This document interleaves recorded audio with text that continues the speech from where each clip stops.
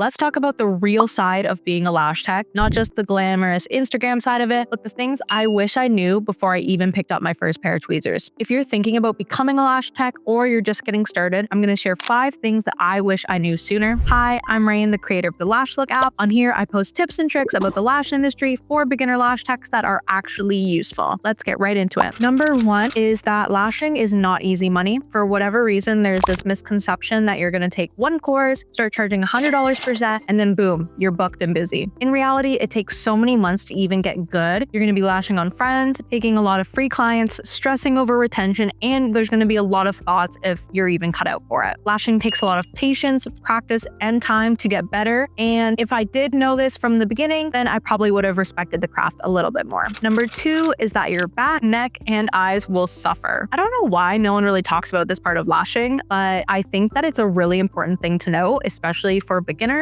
because lashing can be so physically demanding. You're hunched over for hours, your eyes are straining under a bright light all day, and if your setup isn't ergonomic from the start, then it will catch up with you eventually. I do wish I invested in better posture habits and tools earlier on. There are a ton of options now on the market for better stools and lighting, so please do your research and invest properly. Number 3 is that clients don't always know what they want. You might expect a client to walk in and say, I'm looking for a mega volume, but then they say mega volume, but they really mean classic. You cannot expect your clients to know what they're talking about. You need to make sure that the consultation process is smooth from the beginning. There is an app specifically made for lash techs called the Lash Look app. It allows your clients to scan their face. The app instantly generates 6 lash maps curated to that client's features, and the client even gets to preview all the different styles so that there's no guessing. This app would have saved me so many awkward appointments if it existed when I started. Number 4 is that being a good lash tech is simply not enough anymore. You can happen to be the most talented lash artist in your city, but if nobody knows you exist, it really doesn't matter at the end of the day. I wish I knew that your branding, marketing, and client experience will come above all of that. Let me put it like this. Anyone in your city can lash and do what you do, but none of the other lash techs have your personality and your uniqueness, so make sure you're putting that into your appointments. Clients will come back for how you made them feel, not just for how their lashes look, so please keep that in mind when building your appointments. And lastly, number 5, burnout is so real. I started lashing because I loved it, but then I was pushing myself too hard. I was taking every single last minute appointment, scheduling myself back to back, day after day, not taking breaks to eat,